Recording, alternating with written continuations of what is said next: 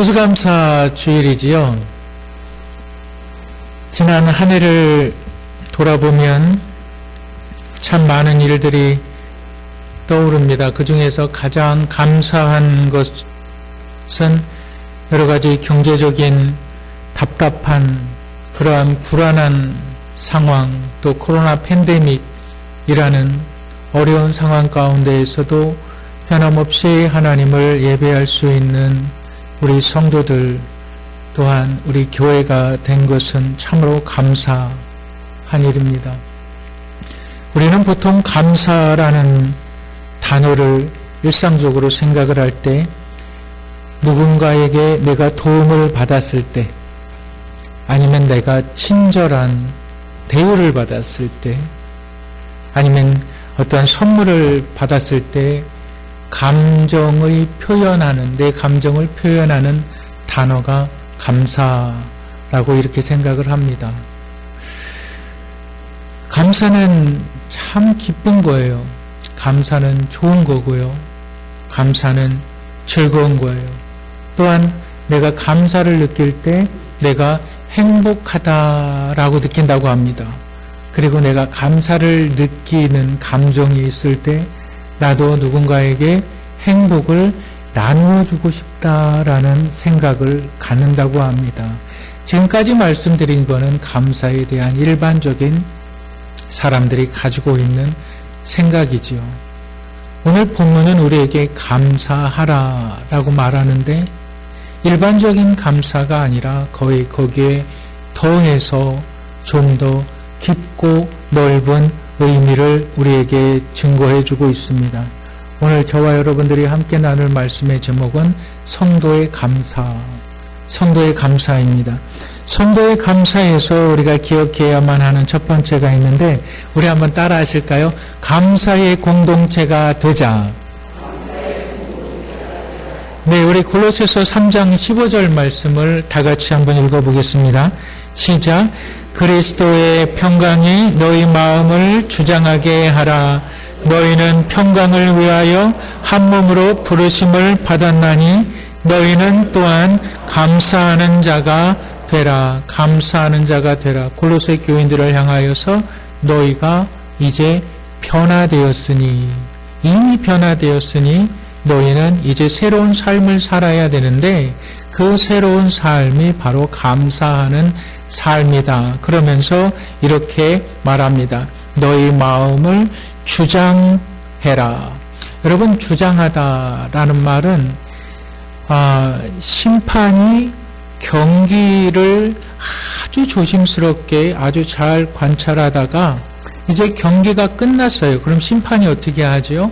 예를 들어서 권투 경기를 할 때도 있고 레슬링 경기를 할 때도 있고 심판은 누가 반칙을 했나, 누가 반칙을 하지 않았나, 누가 점수를 얻었나, 점수를 잃었나를 잘 관찰을 해서 결정을 내립니다. 이 본문에 주장하다라는 말이 우리의 삶에 결정을 내려라 라는 말입니다. 근데 그 결정이 어떠한 결정입니까? 마치 경기장에서 경기하는 사람들을 심판이 결정하듯 너희의 삶에 다양한 삶의 결정들이 있을 거다. 그것들을 결정해라. 그런데 너희 마음을 주장하라. 그 앞에 수식되어지는 단어가 있는데 그리스도의 평강이라는 단어가 있어요. 여러분, 우리가 평강이라는 단어, 그리스도의 평강이라는 단어를 생각할 때 평강이 무슨 말이야? 평화라는 말일까? 여러분, 평강이라는 것은 평강이라는 것은 평화라는 말이 아닙니다. 평강이라는 것은 여러분들 지난주에 제가 골로새서 말씀을 드렸던 것을 기억하시겠지만 너희가 이제 그리스도 안에서 헌옷을 벗어버리고 새 옷을 입으라 라고 말했을 때에 그 헌옷을 벗다. 전쟁에 참여했던 군사가 그 갑옷을 벗었던 것처럼 사도 바울이 그 헌옷을 벗어버리라 이렇게 말씀을 드렸어요. 똑같은 말씀이에요. 평강, 평안이라는 것이 뭐냐면 전쟁에서 전쟁을 끝난 군사가 전쟁에서 살아 돌아왔는데 사지가 멀쩡히 살아 돌아온 사람에게 평안이라는 말을 쓰는 겁니다. 그리스도의 평강이 너와 함께 하셨다라는 말을 쓰는 겁니다. 다시 이야기하면 평강이라는 말은, 그리스도의 평강이라는 말은 그리스도께서 너희를 보호하신다라는 말이에요. 그리스도께서 너희를 보호하시니까 쫄지 마라. 그리스도께서 너희를 보호하시니까 담대하라. 너의 삶의 다양한 결정들을 할 때가 있다. 때로는 이것이 옳은 결정일 수가 있고, 때로는 이것이 그런 결정일 수가 있는데 나는 그것을 잘 모르겠어요. 과연 이것이 옳은 결정인지, 과연 이것이 그런 결정인지 잘 모르겠어요. 그리스도의 평강이 너희 마음을 주장하게 하라. 담대하라. 그때 사용된 말이 평강이에요. 우리 한번 시편 55편 18절을 한번 읽어보실까요? 시편 55편 18절 다 같이 읽겠습니다. 시작. 전쟁에서 그가 내 생명을 구원하사 평안하게 하셨도다. 평안이 뭐예요? 내 생명을 전쟁에서 그가 구원하셨다. 그것이 평안이라는 거예요. 그것을 골로새서 3장 15절에 평강이라는 단어로 사용되어지고 있는 것입니다. 여러분들이 그리스도의, 예수 그리스도의 보호하심 가운데 있습니다. 내가 예수 그리스도를 믿기 전 이 죄의 굴레에 살다가 이제는 예수 그리스도를 믿은 후에 이 죄의 굴레를 벗어버리고 던져버리고 내가 이제는 그리스도 안에서 새 생명을 얻었다. 그러면 새로운 삶을 살아가야 된다는 거죠. 그런데 이 새로운 삶을 어떻게 살아갑니까? 그리스도의 평강이 너희 마음을 주장하게 하라. 그런데 이것도 이렇게 쉽지가 않은 거예요. 그리스도의 평강이 내 마음을 주장해, 내가 그리스도의 보호 아래 있어, 그리고 삶의 다양한 결정들을 내가 담대히 어떻게 내리냐, 이것도 쉽지 않은 거예요. 그러니까 너희의 삶의 변화, 이 변화를 위해서 어떻게 삶의 결정들을 올바로 내릴 수 있는가. 그래서 사도 바울이 말씀해주고 있는 것이 바로 너희는 감사하는 자가 되라는 거예요. 감사할 때, 우리가 감사할 때 우리의 모든 결정들, 때로는 우리가 잘못된 결정을 내릴 수도 있고 우리가 때로는 실수할 수도 있지만 이 모든 감사가 그리스도 안에서 좋은 결과를 만들어낸다는 거예요. 우리가 살면서 여러 가지 실수를 할 때도 있고 때로는 죄를 많이 지을 때도 있고 넘어질 때도 있고 큰 실수를 할 때도 있다. 근데 감사하는 자가 되면 그 모든 과정을 하나님께서 바꾸신다. 이것이 바로 보호하심이라는 거예요. 그래서 너희는 감사하는 자가 되어야 된다.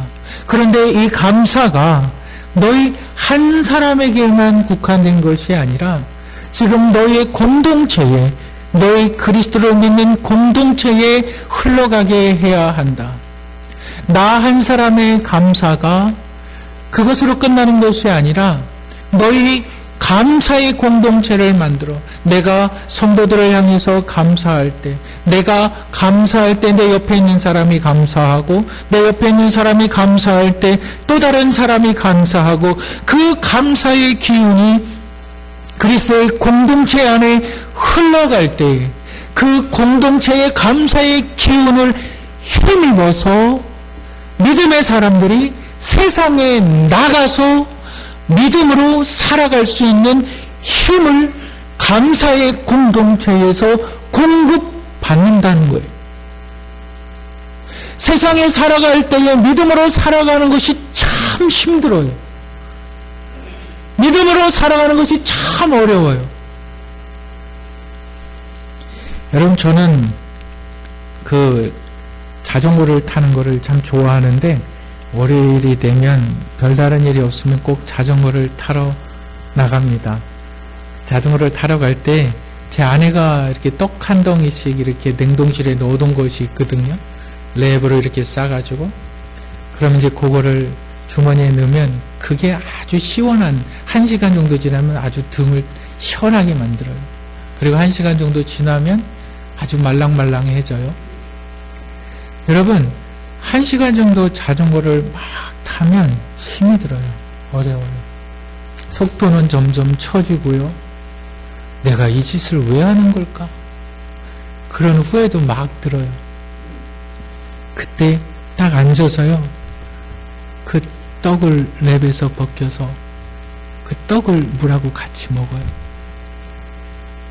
그럼 또 힘이 나요. 돌아올 수가 있어요.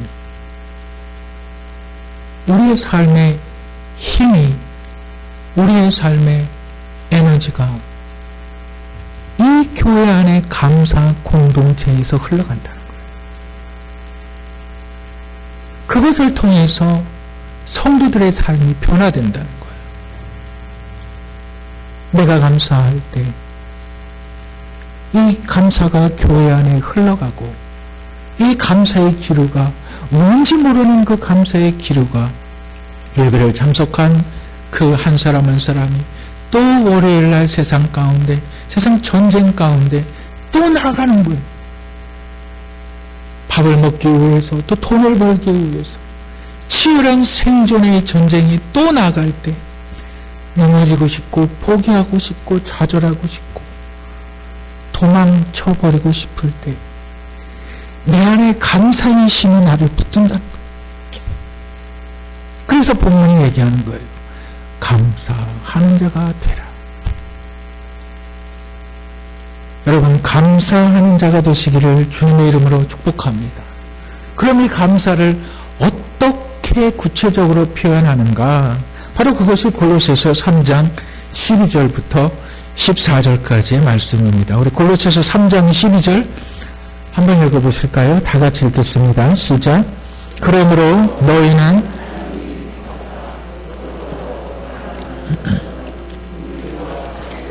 겸손과 온유와 오래 참음을 옷 입고 13절, 14절 읽겠습니다. 시작. 누가 누구에게 불만이 있거든 서로 용납하여 피차 용서하되 주께서 너희를 용서하신 것 같이 너희도 그리하고 이 모든 것 위에 사랑을 더하라. 이는 온전하게 매는 띠니라. 성도들이 서로 보듬어 주라. 그게 감사라는, 하나님께 대한 감사가 성도들에게 나타난다는데, 그 나타나는 것이 뭐냐면 서로 보듬어 주라.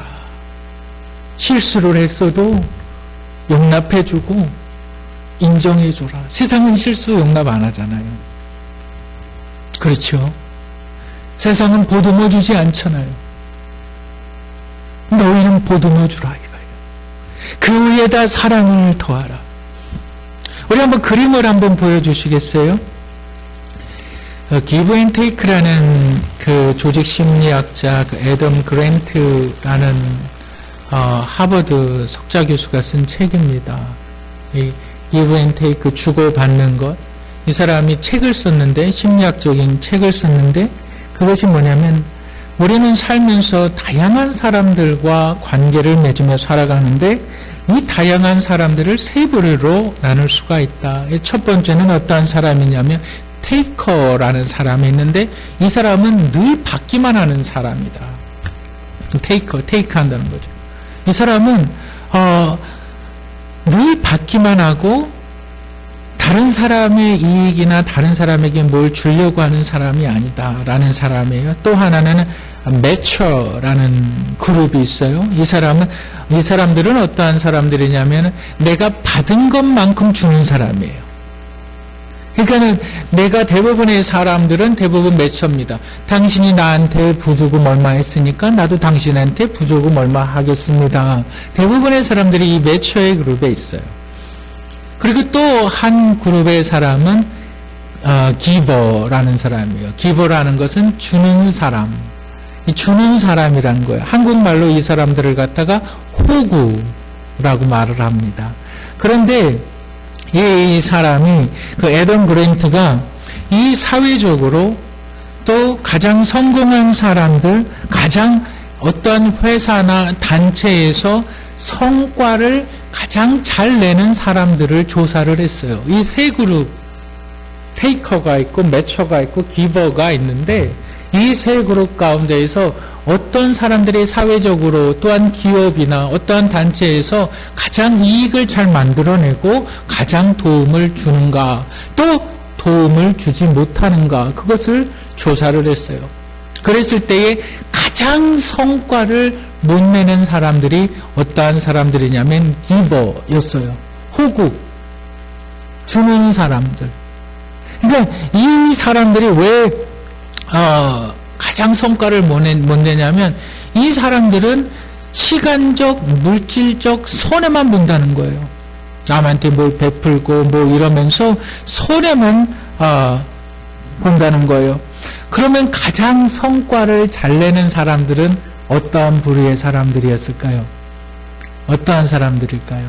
여러분, 매처, 내가 주는 만큼 받는 사람이라고 생각할 수가 있는데 이 사람들이 아닙니다. 왜 그러냐면 이 매처라는 사람은 내가 준 만큼 받아야 된다고 생각하는 사람들은 인간관계, 서로와 서로와의 관계를 거래로 만들어버린다. 그러니까 거래로 생각해버린다는 거예요. 그래서 이 사람들과는 지속적인, 그러니까 어떠한 거래가 있지 않으면 관계가 없다는 거예요. 그럼 누가 가장 큰 성과를 내고 사람들에게 도움을 주고 인정을 받았느냐? 그 사람들 역시 기부예요. 호구예요, 호구. 가장 성과를 못 내는 사람도 기부고 가장 성과를 잘 내는 사람도 기부예요. 그러면서 이 작가는 이렇게 얘기합니다. 테이커, 받으려고 하는 사람들에게 한 번, 두 번은 접근을 하지만 그 이후로부터 이 사람이 받기만 한다면 그 사람을 과감하게 끊어버리는 사람들. 그리고 이 사람들의 기본적인 마음에 있어서는 늘 사람들을 돕고자 하는 마음이 있다는 거예요. 그러면서 이 사람들이 어떻게 남들을 돕는가? 단 5분이면 된다는 거예요. 그것이 사람들에게 내가 가지고 있는 정보가 나에게는 별로 소중하지 않은데 누군가에게는 그것이 소중한 정보가 될 수가 있거든요. 내가 하는 한마디 한마디가 나에게는 별거 아닌데 어떠한 사람에게는 생명을 살리는 말이 될 수가 있고 어떠한 사람에게는 자살을 불러일으키는 말이 될 수가 있거든요. 그러면서 정말 사회적으로 성과를 잘 만들어내는 사람은 정말 모든 것을 계산하지 않고 내가 한마디 한마디 남을 도와주는 것에 있어서 노력하는 사람. 그런데 그 노력으로 끝나는 것이 아니라 한 번 정도, 두 번 정도 도와줄 때에 반응이 없거나 이런 사람들은 이제 그 관계를 끊는다, 관계를 차단한다는 거예요. 그러면서 이 사람들에게 있어서 선행, 좋은 사람들의 인맥이, 네트워크가 형성되어지면서 이 사람들이 결국은 성공의 반열에 올라가게 된다. 라는 말을 저 심리학자가 자신의 책에서 했습니다. 2000년 전에 지금 사도 바울이 골로새 교인들을 향해서 지금 저 말을 하고 있는 거예요. 너희는 감사의 공동체가 되어서 성도가 성도에게 기저가 되라. 주는 자가 되라. 그 주는 것이 너희 공동체 안에서 기류를 만들고 그것이 힘을 얻어서 그 힘이 누가 이 교회에 들어오든 상처받은 사람이 들어오든 가정이 깨진 사람이 들어오든 남편을 잃은 사람이 들어오든 어떠한 아픔의 과거를 가지고 있는 누가 들어오든 그 기류로 그 사람을 힘있게 이끌라 이 말이에요. 내가 내 옆에 있는 사람을 보듬어 줄 때, 이것이 바로 감사의 공동체가 되는 것입니다. 여러분, 감사의 공동체, 바로 저와 여러분들이 바로 기버, 주는 자가 될 때에 우리는 감사의 공동체가 될 수 있다는 사실을 믿으시길 바랍니다. 두 번째, 성도의 감사에서 우리가 기억해야만 하는 것이 있는데, 우리 한번 따라 하실까요? 감사의 주체를 인정하자. 네, 우리 골로새서 3장 16절 17절 다 같이 읽겠습니다. 시작. 모든 지혜로 피차 가르치며 권면하고 시와 찬송과 신령한 노래를 부르며 감사하는 마음으로 하나님을 찬양하고, 또 무엇을 3장 17절 시작. 또 무엇을 하든지 이래나 다 주 예수의 이름으로 하고 그를 힘입어 하나님 아버지께 감사하라. 여러분, 감사에 대해서 다시 한번 생각해 보실까요? 감사는 인식하는 거거든요. 감사는 내가 인식하는 거고, 감사를 인식할 때에 세 가지 조건이 있어야 돼요. 이 세 가지 조건은 여러분 무엇입니까? 감사는 내 스스로 만들어내는 것이 아니라 타인이 나에게 베푼 것입니다. 누가 나에게 저녁을 사줬어요. 너무 맛있었어요. 그럼 어떡합니까? 저녁 사줘서 감사합니다 그러잖아요. 근데 만약에 여러분들이 저녁을 여러분들 돈 내고 맛있게 먹었어요. 그리고 여러분들한테 여러분들 스스로가 아이고 나 감사합니다 이러지 않지요. 감사는 타인으로부터 온 거예요. 그리고 상대방이 나에게 기쁨을 준 것입니다. 이게 감사의 첫 번째 조건이에요. 그리고 두 번째는 뭐냐면, 감사는 상대방의 희생이 있어요. 여러분들이 무슨 선물을 받고 기뻐하셨습니까? 그렇다면 그 선물이 나에게는 기쁨이 되지만 선물을 준 사람에게는 희생이 되는 거예요. 여러분들에게 준 선물이 뭐 화장품일 수가 있고 뭐 음식이 될 수가 있고, 그만큼의 희생을 그 사람은 낸 겁니다.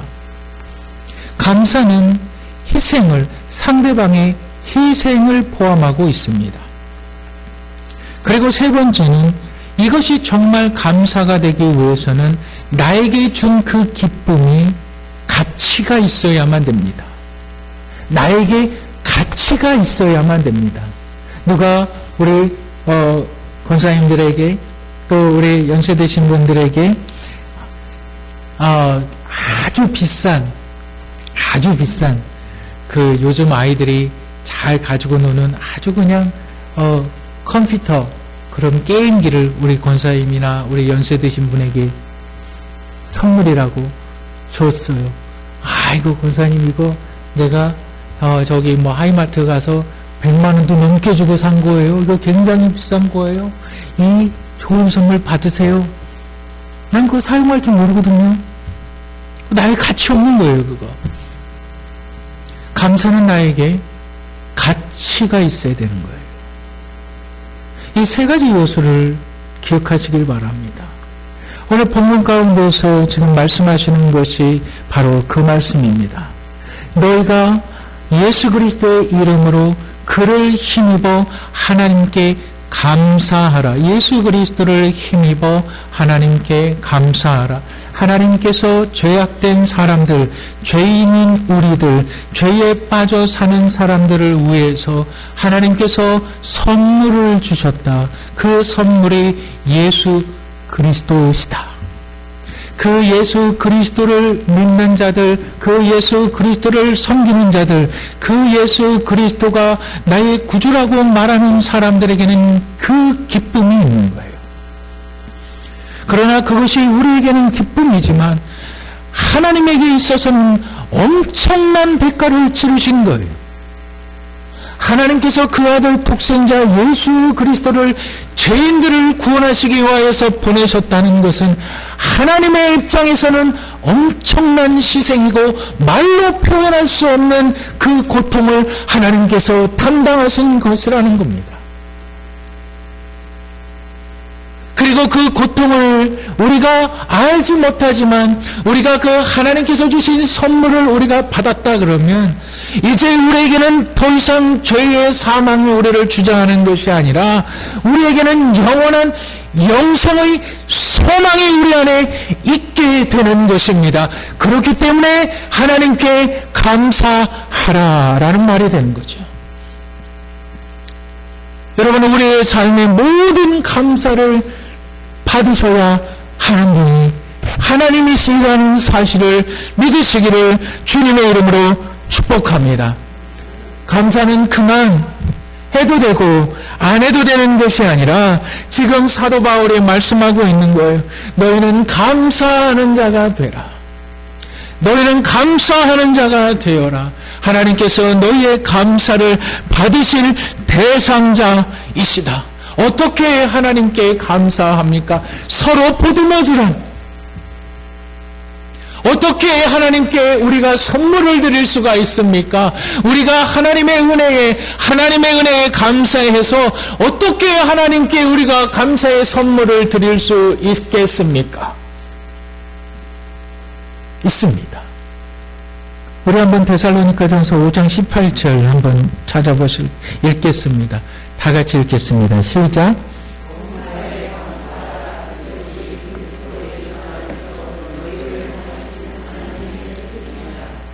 너희의 모든 일에 감사해라. 이것이 하나님께서 우리를 향하신 뜻입니다.